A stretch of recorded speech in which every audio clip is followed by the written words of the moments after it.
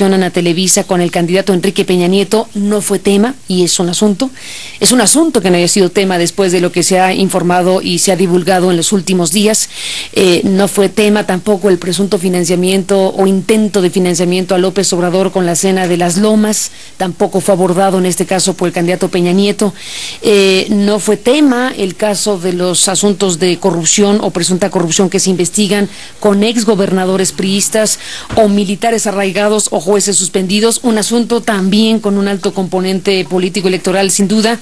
Y bueno, pues ni se diga más que alusiones muy tangenciales respecto a la situación en México, que debía haberlo puesto desde el principio como lo más importante, los 60,000 muertos y la condición actual de México no vuelve a ser un tema central en la discusión y en el debate. Miles de personas en las calles, una segunda marcha nacional en por lo menos 20 ciudades de la República Mexicana, en fin, un conjunto de asuntos que estrictamente hablando no estuvieron en este debate presidencial, más lo que ya escuchamos que sí se dijo. ¿Qué valoraciones hacer de este ejercicio?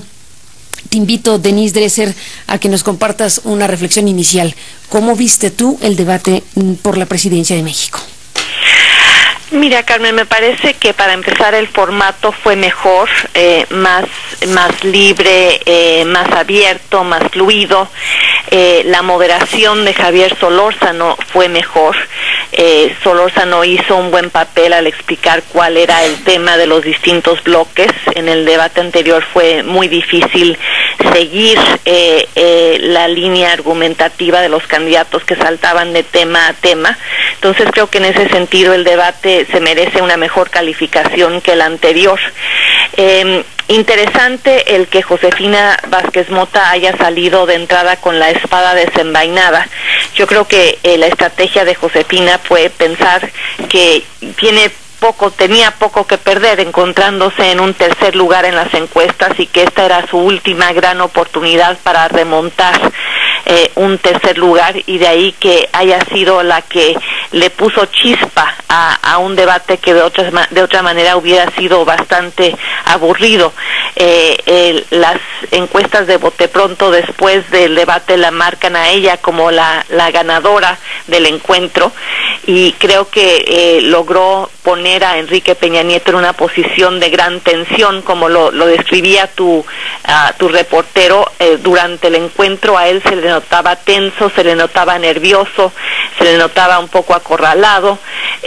Gabriel Cuadri, como siempre, intentó presentarse como el antipolítico, como el candidato ciudadano, y fue un gran momento en el debate cuando Josefina Vázquez Mota le dijo que un voto para él representaba un voto para la familia del Bester Gordillo, algo que debió haber ocurrido desde el primer debate y no se dio, y que en este contribuyó pues a revelar la verdadera investidura de un Gabriel Cuadri que intenta presentarse como un candidato independiente cuando es un candidato de la franquicia familiar de el Bester Gordillo.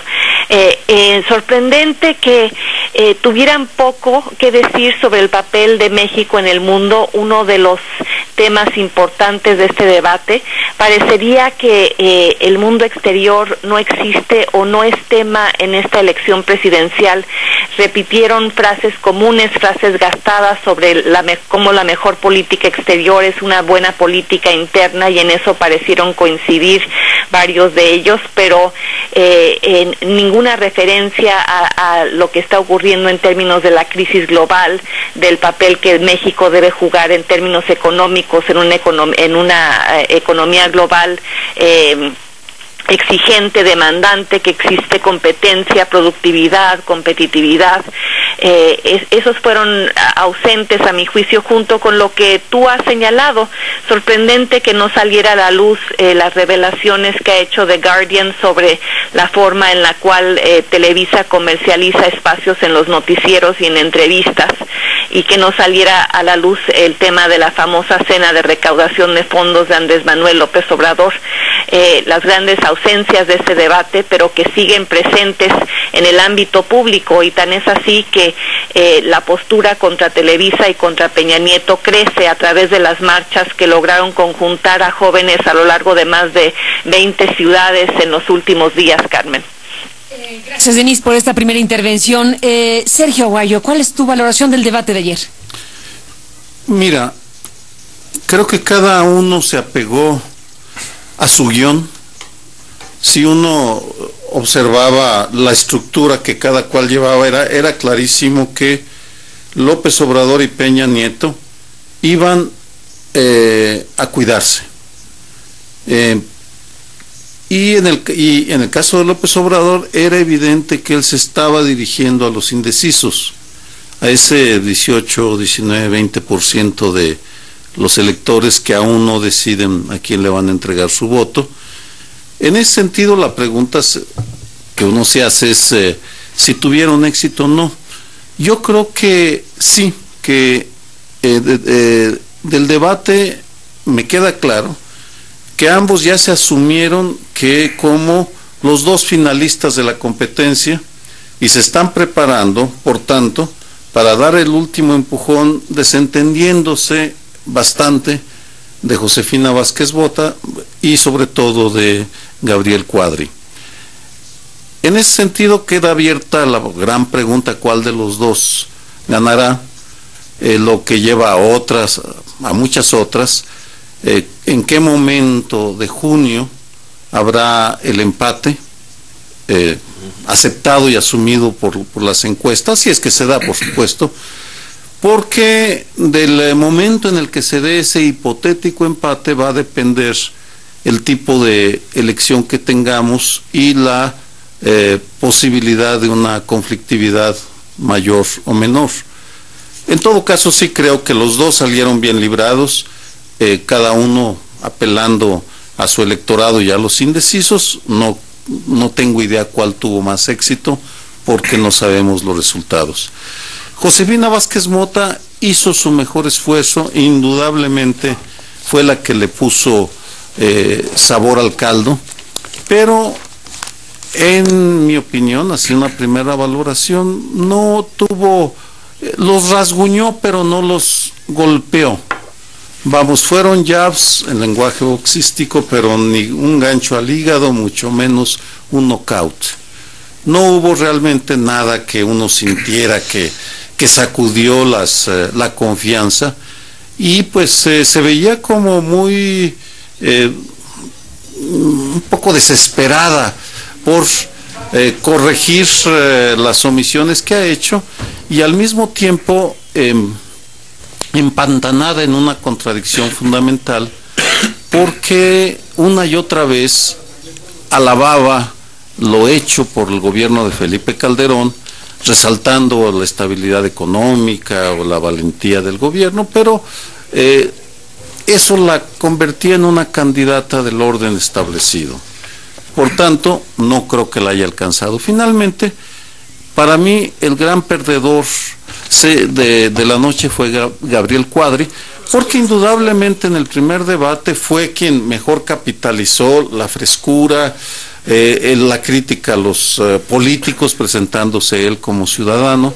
En esta ocasión yo lo sentí desinflado, que se iba desinflando a medida que pasaba la noche y tomando una actitud estridente, superficial y en momentos bastante arrogante, lo cual lo hizo ser un personaje desagradable a medida que avanzaba la noche, porque vamos, se quería convertir en el fiel de la balanza y el que respondieran a él en su propia agenda, que definitivamente pues no veo la relevancia de crear un instituto cultural. Octavio Paz podría haber sido Instituto Cultural El Bester Gordillo o Mónica Arriola, vamos, ¿cuál es?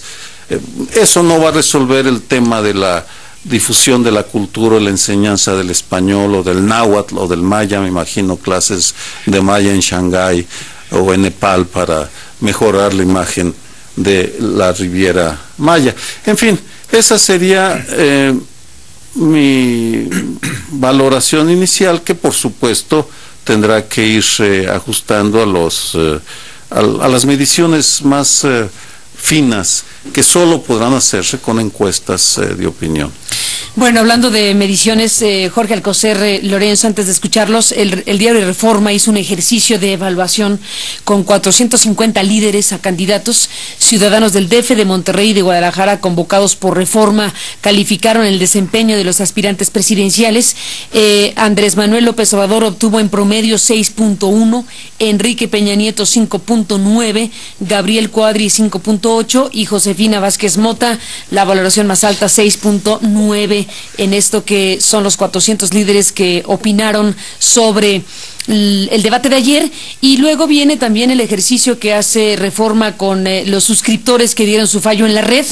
En el caso de los casi 10,000 suscriptores que dieron su fallo en la red, le dan 2.6 a López Obrador, 3.3 a Peña Nieto, Cuadri 2.3 y Vázquez Mota 4.6, como elementos que se ponen a la mesa, en este caso en la primera plana de Reforma. Jorge Alcocer, ¿cómo lo viste tú? ¿Cuál es tu análisis y reflexión sobre el tema de ayer? Creo que el debate nos dejó un sabor de boca ambivalente, cuando menos a mí. Yo esperaba más, efectivamente, hubo muchos temas de los que no se habló. Todos suponíamos que había temas casi inevitables, ¿no? Casi. Que había que entrar a esos temas, y sobre todo que los candidatos que están buscando remontar distancia, empatar, superar al puntero, me refiero a las encuestas, no a valoraciones mías, pues iban a colocar esos temas, y no, los temas brillaron por su ausencia. Y lo que vimos fue un mosaico muy caótico, desde mi punto de vista, muy desordenado de propuestas. ¿Qué fue lo que a mí me quedó? Pues estamos ante el futuro de la República dadivosa. Aquí todo se va a dar. Se va a dar pensión universal, se va a dar pensión para las madres solteras, se van a hacer cargo de la educación de los niños desde el nacimiento hasta que terminen la universidad. Un conjunto de promesas inconexas e incoherentes, en los cuales la primera pregunta que tenemos que hacerle a quienes nos las hacen esas promesas es: ¿de dónde va a salir el dinero? ¿De dónde van a salir los recursos? ¿Y cuál es el orden de prioridades?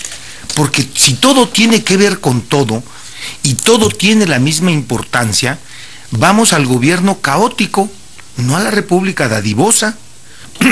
Hay un conjunto de ofertas, todas ellas pues suenan muy bien, ¿no? Pero la verdad es que yo no veo de dónde se va a lograr tal maravilla. Y ya rápidamente visto uno por uno, coincido en buena parte con el análisis de Sergio. ¿Te parece, sí, Jorge? Les propongo, para tratar de aterrizar también punto por punto lo que están diciendo, de dónde va a salir el dinero. Una parte del debate tuvo que ver con las cifras de Andrés Manuel y el revire de Josefina, e incluso la intervención vía Twitter de Felipe Calderón, para hablar de dónde, correcto, va a salir el dinero. Va a salir. Entonces, si les parece, recuperemos parte de ese debate en donde se oyeron cosas como esta. Vamos a liberar 300,000 millones de pesos por el combate a la corrupción. Lo segundo, va a haber un plan de austeridad republicano. Le cuesta mucho a la sociedad, un gobierno faraónico, un gobierno con sueldos para los de mero arriba hasta de 600,000 pesos mensuales. Eso se va a terminar. No puede haber gobierno rico con pueblo pobre. Va a haber austeridad republicana. Lo tercero, se van a terminar los privilegios fiscales. Se va a aplicar lo que establece la Constitución, que los impuestos se tienen que pagar de manera progresiva o se tienen que cobrar de esa forma, que tiene que pagar más el que tiene más, porque eso no sucede actualmente en nuestro país. Vamos a ahorrar con estas tres medidas 800,000 millones de pesos. Yo sí le pediría a Andrés Manuel que nos explicara un poquito mejor la aritmética de todos estos ahorros que van a promover en México la inversión de manera casi mágica, porque a mí las cuentas, la verdad, no me salen. A mí no me cuadran sus cuentas. Estos primeros 300,000 millones de los que usted habla hoy, aún despidiendo a todo el servicio del gobierno federal, le dan a usted menos de 280,000 millones de pesos. Tendría que explicar qué va a eliminar, si las pensiones, si el programa Oportunidades, si el Seguro Popular. Sus cuentas no salen, candidato del PRD. Tenemos bien analizado, es parte de nuestra experiencia el decir que Si no hay corrupción, ahorramos 300.000 millones. Lo tengo estudiado, porque es mucho el dinero que se va por el caño de la corrupción. Tenemos que aplicar un plan de austeridad arriba, no afectar a los trabajadores del gobierno, a la mayoría de los trabajadores del gobierno que ganan muy poco. Estoy hablando de pesos. Entonces, ahí es donde vamos.